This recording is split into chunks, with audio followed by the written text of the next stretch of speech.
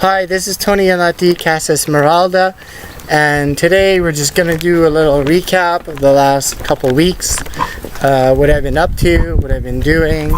If you like my channel, please subscribe and put a like and put some comments, and if you have not subscribed, please do subscribe to my channel, and we'll see how things go from there.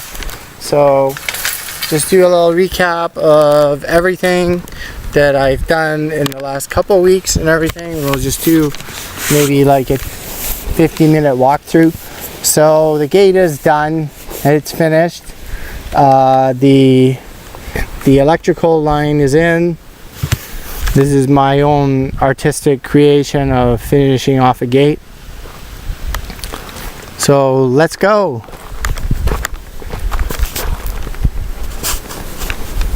And welcome to Casa Esmeralda. The wind generator's been going non-stop this afternoon now into this evening. Bruno! Bruno! Bruno! Bruno! Trying to get the 5-month-old puppy in here. Bruno!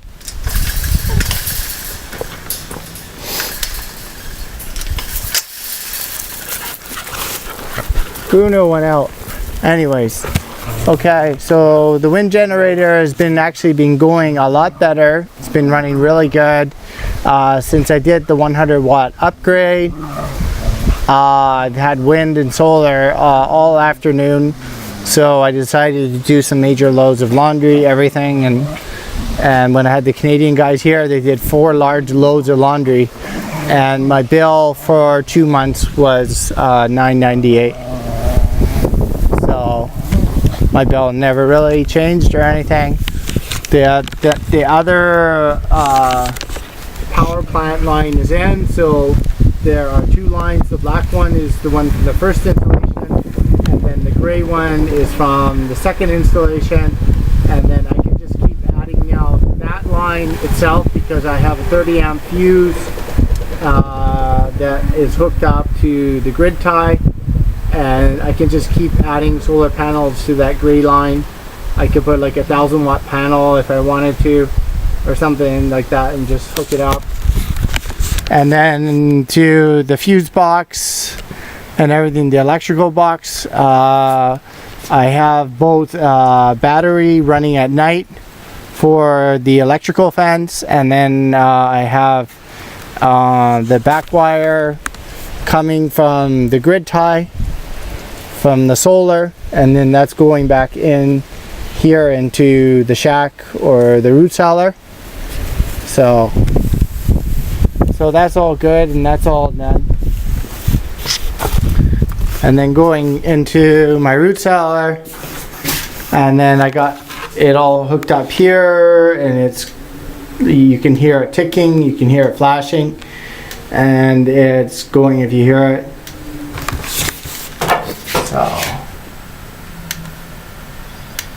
So when the sun goes down and there's no power, like there's no wind power or there's no solar power, then it'll be on the backup and it'll be running off this little battery. I still have to hook up this one bigger battery to it. If I got 2 batteries, then I can run maybe a good 5 or 6 hours instead of the 3-4 hours from this battery right here.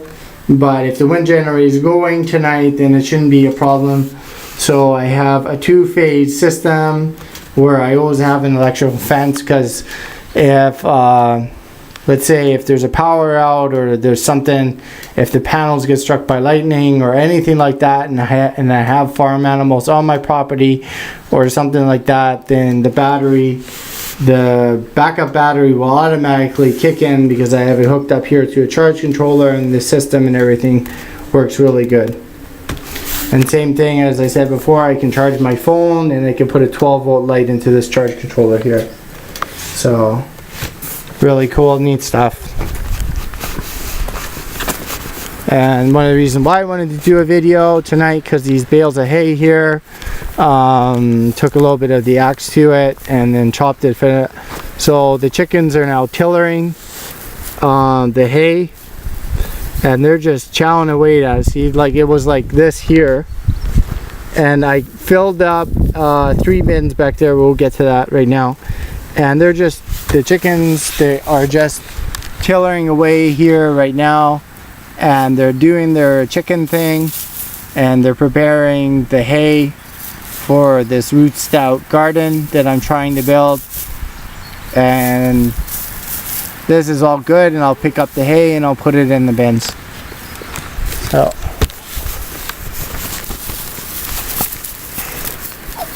run, Rudy, run. I'm right behind you. Sorry to disturb you guys.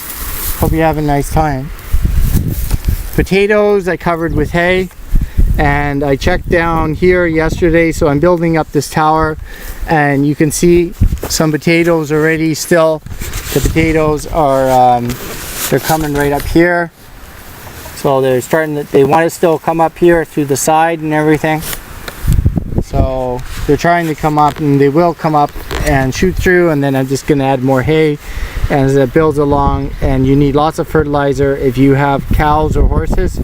This is a really good system of growing potatoes, because all you have to do is just break open the pallets and the potatoes basically roll down and apart. So, and this is like no work harvesting potatoes, because harvesting potatoes can be a real pain sometimes. It's a lot of work. Melons are coming along really good. There's some fruiting flowers there. So Bruno is now at the gate. He wants to come in. So there's some fruiting flowers here, and all the melons are kind of going. I added when I did the fire last week and I was grilling, see, that's why I'm grilling. Like on Mondays I grill a little bit, or I cook a little bit on the fire, so I have some ashes, and that gives me some fertilizer. And then I have natural fertilizer from myself, the dogs, and the chickens. And then still growing here, we got some squash. The cucumber's not really coming along because you need lots of fertilizer and you need to have the right mix for that. The tomatoes will come along, but I figure these ones won't be coming along till about August or September. I got tomatoes, and I'm going to show you right now in the greenhouse. These are the Canadian Wonder beans, and these ones are growing pretty nice. I picked up some more wire today at the building center, and I got lots of bamboo farther down on my property, and I want to build like a ladder trellis out of bamboo, so I can these guys can just like climb up. So if I have time, is my next project is to build a trellis out of bamboo, and then wire tie that all together and everything. So I think Bruno is at the gate. He's a 5-month-old puppy. We're just gonna go down to Bruno. Thank you guys for tillering and preparing my garden here. That's really great. You're doing a great job. Thank you very much. So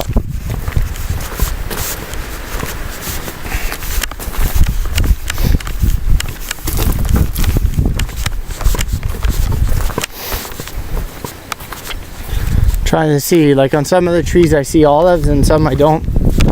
You guys want in? Huh? You want to say hello? Come on, Bruno. Bruno. Hello. Come on. Come on, nigga, guys. Let's go. No. Don't eat that. Hey. Hey. No. Don't eat that.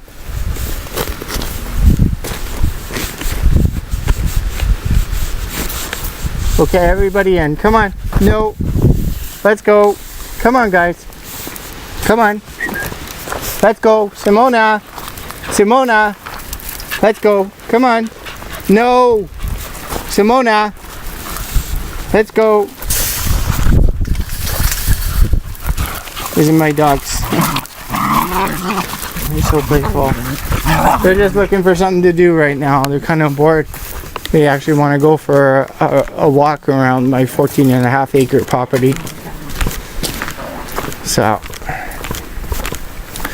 Okay, so back to the recap of the last couple weeks and how things are running and how things are going. So I got the electrical fence all running in around my top property now here. I got another 2 wiring thing. This is a little project I'm going to do later. And then I got one here with like a false gate, and I can take, because I got 2 posts, and I can take this in and out and stuff like that, and it's all hooked up and wired and things like that. So it can have like a second gate in here. And then that's how I got the hay in here.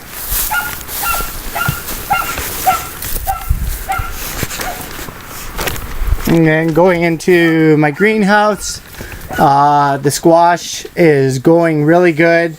I tried growing squash here in the greenhouse last year, and I got squash, but it wasn't really big because these guys, they need lots of space and lots of rooting. So like if I had like a quarter part of this greenhouse to grow, so I'm trying to figure out now what's the next phase for these guys. Should I put them in the spot down there in the natural growing area, because this is greenhouse growing, will they die or something like that? So it's kind of like all touch and go. I do have the tomatoes now, which are the Italian Roma tomatoes, and I just finished watering and thought I'm gonna do this recap video tonight. And I got tomatoes growing here, which will be really cool. I'll be able to make a nice tomato sauce out of that.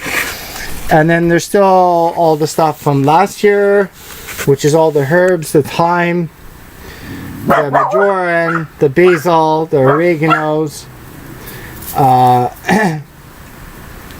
There are some chives. So there's a whole bunch of herbs in here. There's the celery, there's the parsley, right? There's still this Austrian wild mountain cabbage.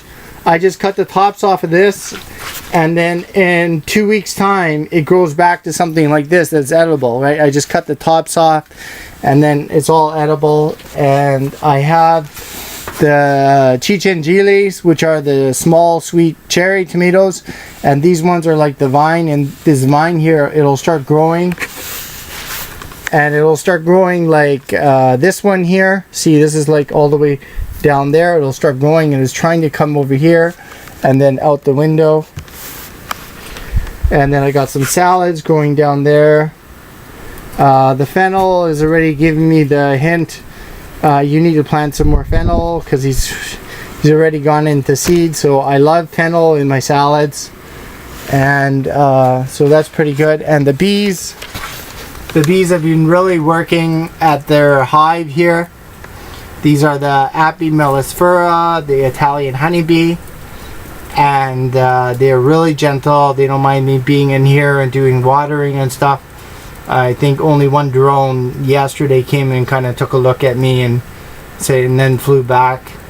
So they're kind of end of day now. They're going to kind of settle in for the night, and then when it's really hot and warm in here, like 40 plus degrees Celsius, then they're going to be working. But this is like about 2 weeks work now, almost 3 weeks, and they're building their little hive here. This is really nice.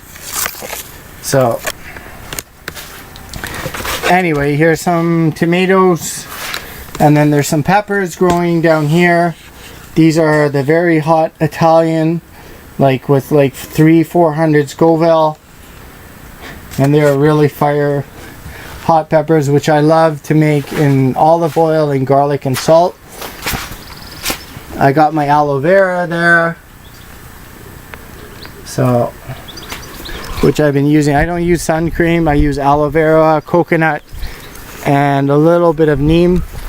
And the neem is great. It keeps all the bugs off of you, and it's safe to use on your skin. They use neem in all sorts of skin moisturizers or shampoos.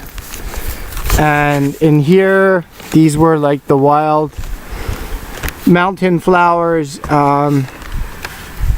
These were the wild mountain flowers, so they're sort of coming along, because this is like a no-tiller area and this is a first planting. I'm not expecting a lot, just like in the other bins, because you need to plant in an area at least 3 or 4 times before you actually get really some results. But it's all coming along good. And then Over here I have carrots, and then the beets, the Swiss chard, like the Italian chard or the Adriatic chard as they say. It's called Bietola.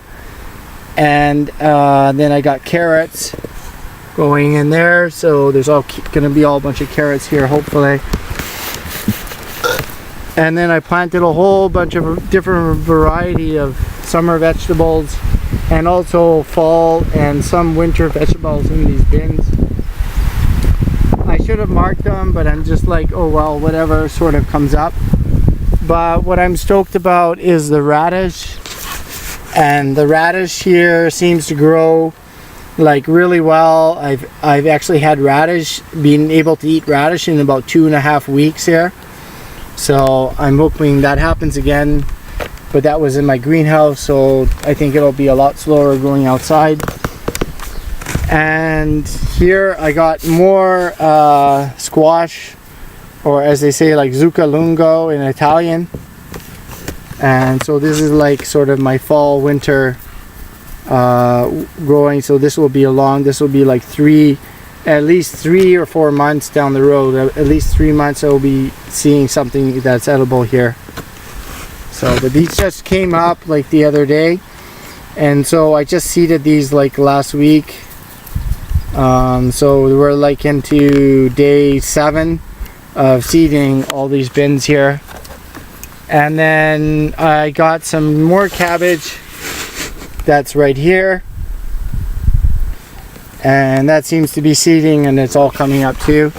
And I filled up, it was just so hot the other day, and actually last night I got a little bit of a heat stroke, and just from working like non-stop, basically waking up 5-6 o'clock in the morning and just go and trying to get everything done, right? So I got 1, 2, and 3 bins filled up, and I got lots of hay to fill up the rest of these 1, 2, 3, and 4, and I got more in the tractor shed. So I'm pretty good. And then this will also be like my winter garden. And what's the cool thing about these bins is that I can also put the chickens in here, and they will actually do some more tiller work, and they will add some more chicken mist, some more chicken compost and things like that before I seed. And then when I do seed, it'll start the germination actually quicker and then faster. So, and then in the winter time when the thing comes, I can shrink wrap, like the way I was thinking, I can shrink wrap pallets. I can buy like a whole roll of shrink wrap, and I can shrink wrap around this, and then I can put the plastic sheet over it, and I have like instant greenhouse. And the nice thing is that I can hook up an irrigation system through here, and I can do watering through here. And if I wanted to keep some ducks or some chickens or anything like that, if I wanted to have some more chickens or some more ducks or any type of waterfowl animal or bird or something, I could actually have 2 or 3 in these bins in here. It's no problem to them, and I could bring them out like when it's safe. So wind generator up on the house is going really good today, and surprisingly the electric fence is going good today, and I had really good water pressure off the solar pump. I noticed a difference with that extra 100-watt solar panel. The pump was running really good. This is second world where I live here. Some places across the valley is actually third world. People live without electricity, and the power that's coming to my house before was not very good. Like my lights and things were not like really running. And when I hooked up the solar, the lights and the electricity in my house the lights were running brighter, and then my washing machine was running a lot better, and my pellet stove and things like that. So, you know, if you live in a second world country, and sometimes where I've been without power for 3 or 4 days here before I installed my solar and wind system, this is like really cool, you know, what I've done, and I really like this now and everything, and how this was running today. And I was really happy on the water pressure from an €80 Vigor pump. So it's just a very small pump, and the water pressure coming out of it was just perfect to do all the watering for a good half hour around here to do all my orange trees. And then trying to find some I seen some olives growing, so the olives are coming along then too.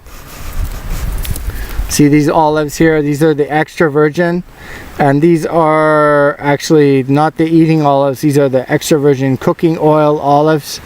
You use this for cooking oil. There's eating olives which are big and fat, and these ones are the extra virgin olive oil olives. So there are about 25 different varieties of olive trees. I have right now in my orchard I have like 50 fruit trees, and I have about 50 olive trees, and I actually have more olive trees, and I just haven't got to all of it on 14.5 acres myself. I've been doing land clearing here for a year and a half. As you can see, I cut down a lot of the trees and stuff, and just doing a lot of land clearing because the property was in really bad shape before I got it, and even after I got it, and I just wanted to see where it's at. The second phase of the figs are coming right now, so we're going into August now with the fig growth, and these trees will give actually a 3 growth figs, so you'll get some in August, and then you might get a few, like a couple in September. But so the first harvest is good, and then, or excellent, and then the second harvest, so midsummer, is good, and then the late summer is like okay. You still get food, but you don't get as much from the first. So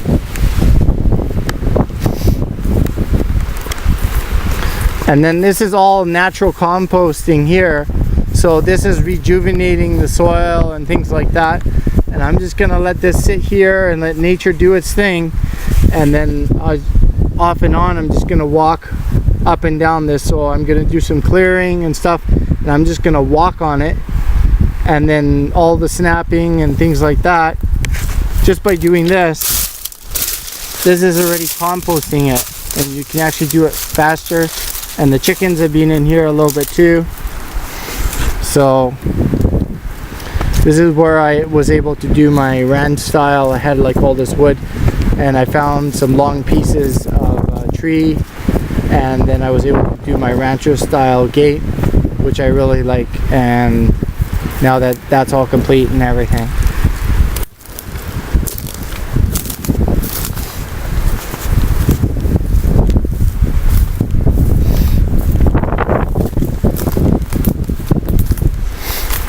I got hammocks. I got a guy coming for 4 days, so I got hammocks. It's really nice here in the summertime. There's more olives. There's actually going to be a lot of olives because these trees. And then I have pears right now in season. This whole tree. I was picking pears this morning. So I have pears, and these pears are edible as they are, even if they're on the ground. It's just kind of sort through them, and the chickens and the dogs love the pears a lot, and some of them are edible. I gotta pick these up.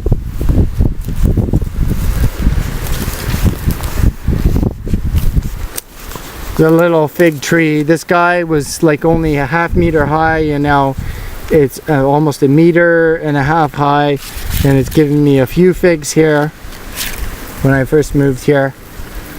And then I have the violet, so there's different types of varieties of figs, and this is the violet kind. I have another big tree down below, and I haven't been down there a lot in the last couple of weeks. I've just been working up here, and these violet figs are the nice ones. They're like the red purple, and these are the sweeter kind, and I really like this type of fig. The green ones are nice too, but the June rain kind of got them a little bit mushy, and figs actually don't need a lot of water to grow off of, so you know, they just kind of come along as they go. And when you have a sort of a dried fruit, juicy fig sort of thing with not any rainwater in it, then it's really good.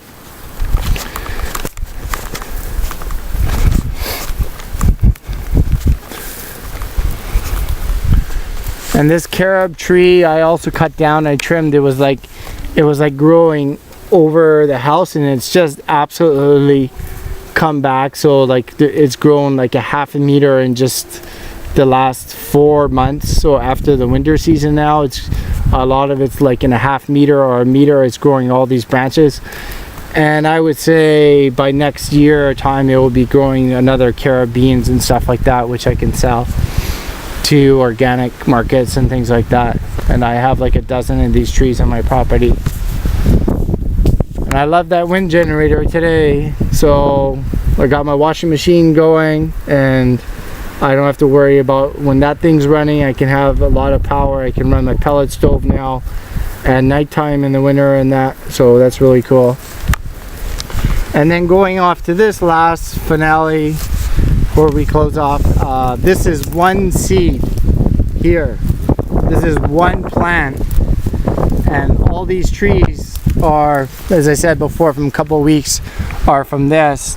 From me just topping these trees off here, they will grow back. Beautiful sunset tonight across the valley. That's where the people on the other, there's people who live on the other side of the valley there, and they live without electricity. So really like third world and things like that. So that's actually looking north. Anyways, going back to here, this is one seed. This is one seed plant, and as I said before, I threw pumpkin, squash, and zucchini, and this thing is about now 2 meters by 2 meters, and it's just growing. And I rarely water this. I just water it for about a minute twice a day, and it's just really coming along, and it's fruiting. It's giving off some really nice fruit here, and I'm just wondering when the fruit is going to come and things like that. And then this is just all natural growing off of tree limbs and scruff and wood, natural wood compost, which is really good. And same with this one here. There wasn't a lot of wood pile here, it's more here. And then this is what trees are meant to give off: a lot of compost, a lot of nutrients.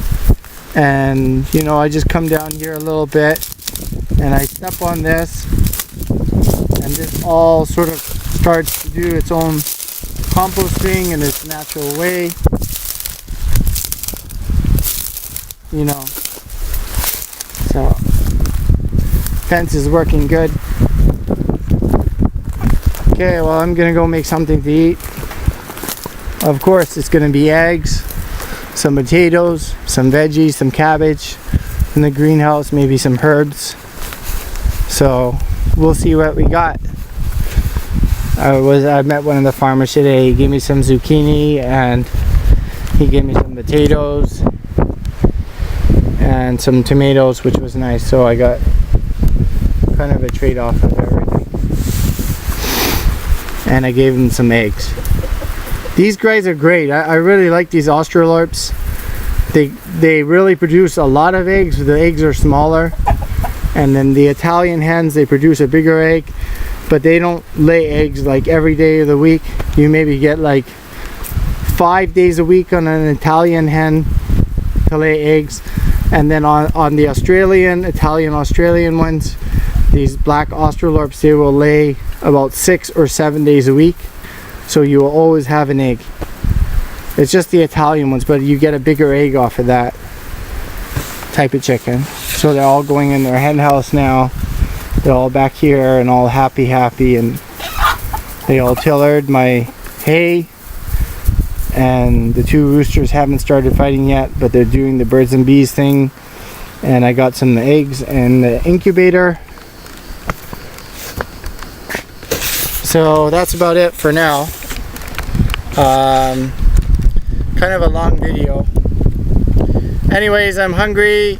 It's been a pretty nice, productive day, and I really enjoyed doing some of this for a little bit. Probably make a video in a couple days time, or as things go along, because I had a lot of projects on my mind and I got those things done.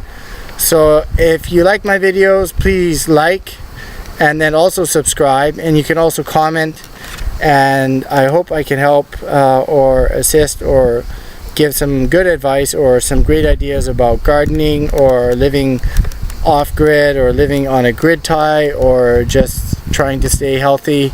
So take care and bye for now.